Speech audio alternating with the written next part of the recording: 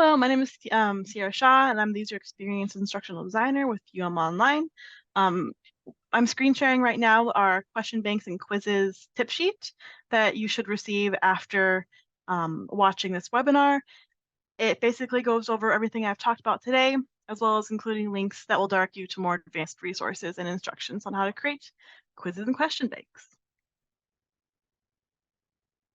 So to begin building out activities and content in your course, you'll want to navigate to your modules in your course navigation menu here. And you can either select an existing module or create a new module. I'm going to create a new one to store all my webinar demo activities. Add module. I'm going to drag it to the top.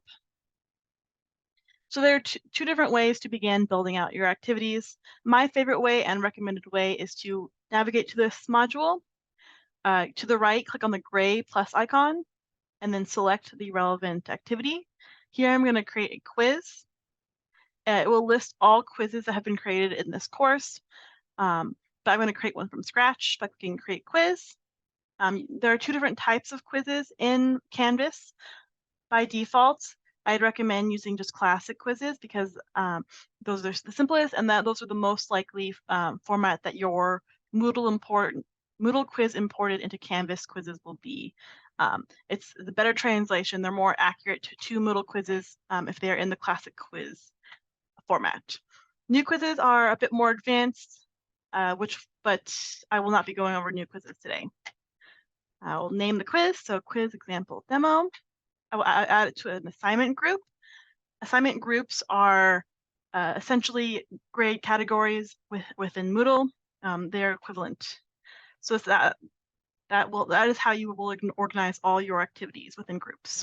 I'll put it in assignments, and then I will not indent, and then click add item. And there's my quiz. Another way to begin building quizzes is going to your quiz index and navigate to quizzes. And then clicking the blue plus quiz button in the top right, and then selecting your quiz type. And then you'll begin building your quiz from there. Here it will list all of your graded and ungraded ungraded quizzes in Moodle, in Canvas. But if you want to view and organize all graded quizzes in your gradebook, you will want to navigate to the assignments index. All right. Before I begin building out my quiz example that I've just created, I don't recommend building out your quiz questions within the quiz activity. What you want to do is go to the quiz index. And where your quiz index is located is all dependent on how you organize your course navigation menu. Here it's the very bottom. But to begin building out my quiz questions, I will want to create a question bank. So I would navigate to my quiz index. In the top right, click the three-dot icon, and then select Manage Question Banks. Here I already have some question banks created. If you build out your questions within a specific quiz activity, it will automatically be filed in unfiled questions, and you'll have like 100 quiz questions within one question bank. Instead, I recommend organizing your question banks by chapter or topic, whatever topic that you're going over. That way you can customize your quiz by importing 5 questions from chapter 1 and 2 questions from chapter 2, or whatever works for you.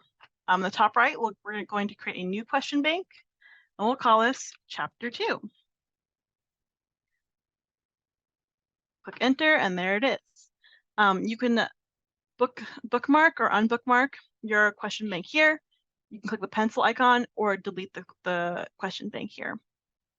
I'm going to click on the question bank I just created, and to begin building questions in it, I will click Add a Question.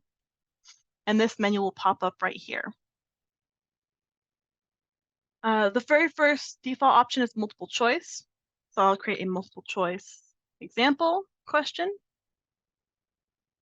Write my question here. And then down below are all possible answers for this quiz or quiz question. So I'll say this is correct answer 1, incorrect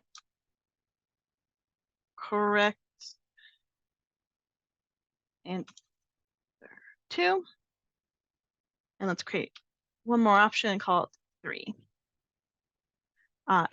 If you have only 3 answers for your question, you should want to delete this question option or delete this answer, because if you do not, it will display a blank option for students to select.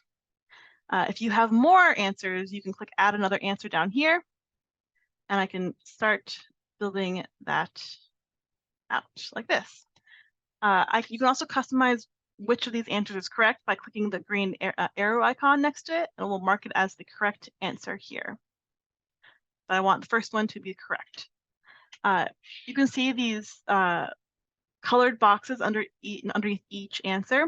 These are specific comments or feedback that you can write to students for answering these specific answers. So if you say they answer correctly for this specific answer, you can say, good job. If they answer incorrectly with this specific answer, you can say, incorrect, please review chapter 1, or whatever you would like. And you can go on like that. Click done, there we go. These 3 boxes down here are answers or are feedback comments from you that are regardless of their answer. So if they answer incorrectly, regardless of which answer they selected, you can write an answer for this. And then you can write an answer for a general comment, regardless of whether they got it right or wrong. You can write a message down here. All right, once you're done building out this question, you're gonna scroll down and click update question, and there we go. Next, I want to add another question, and we'll do a true false. Call it true false. Just write my question here, and then mark whether false or true is correct. Again, customize those feedback options and then update question. I'm just going over the question types now.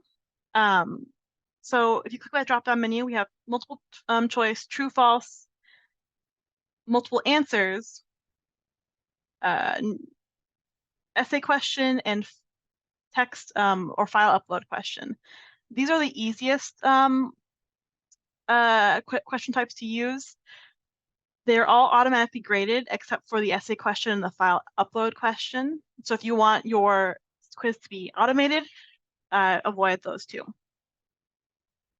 The other question types can be a bit confusing to use. Let's fill in the blank. It can require a bit of coding that might not be immediately intuitive to you. So I'd recommend staying away from these when possible. Matching can be fun. If you match left 1, right 1, left 2, right 2. All right, and then update question.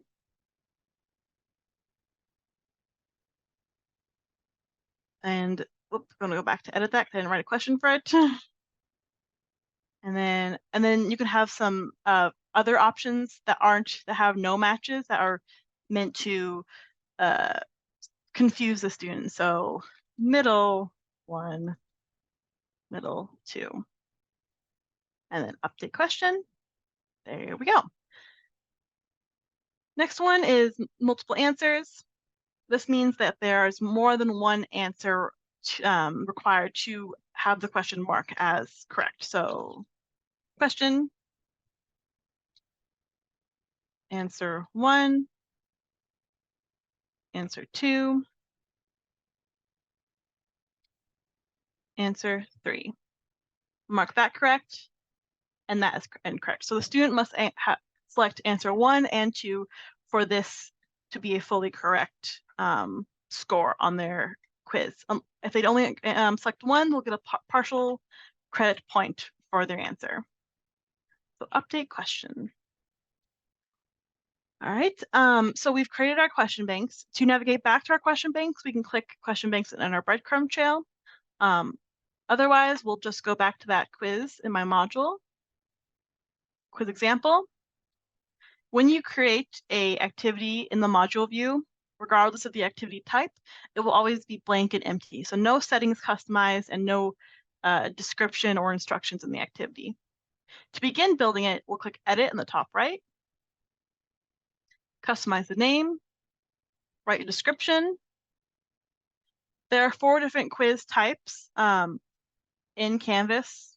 You can have a graded quiz, a practice quiz, which means it's a quiz that does not affect the final grade of the student. We have a graded survey and then an ungraded survey. Surveys are meant to simply collect knowledge or data, and the quizzes are meant to test students on their knowledge. Let's do a traditional graded quiz. Assign it in an assignment group. In Canvas, assignment groups are the equivalent of the gradebook categories in Moodle. So we'll put it in just assignments.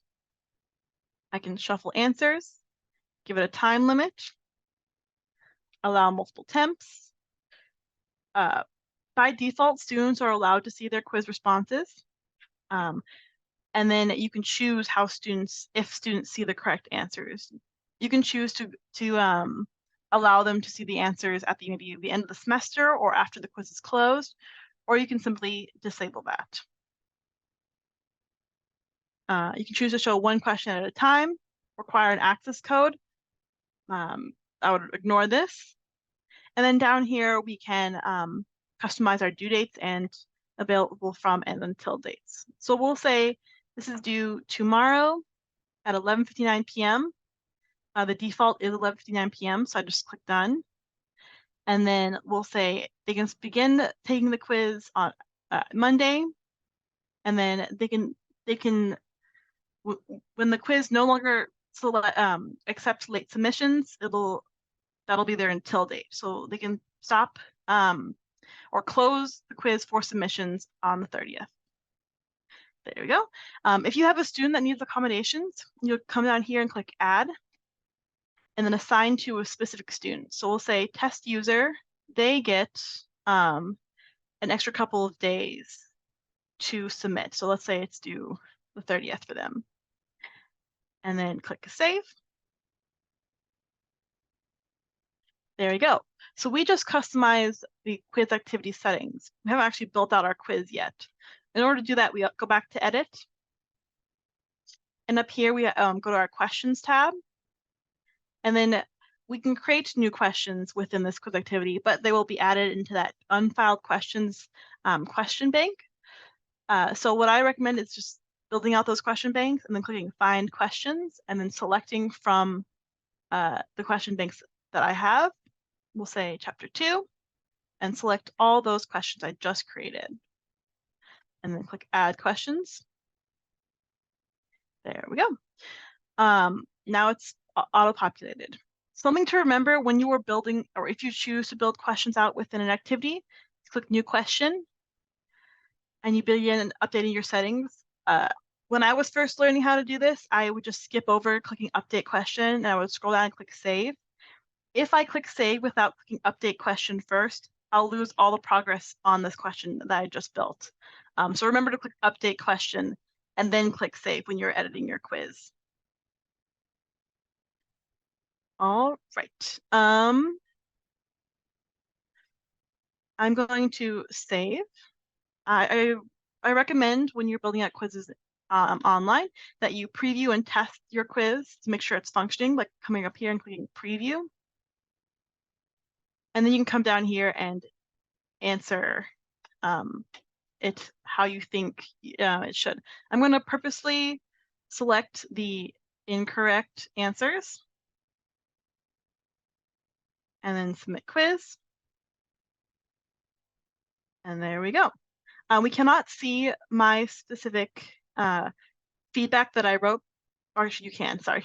So you can see the specific feedback I wrote based on their answer. So here, I answered correctly here. Now I get a little message that says good job. None of these other questions have that feedback, so we cannot see anything yet. And there we go.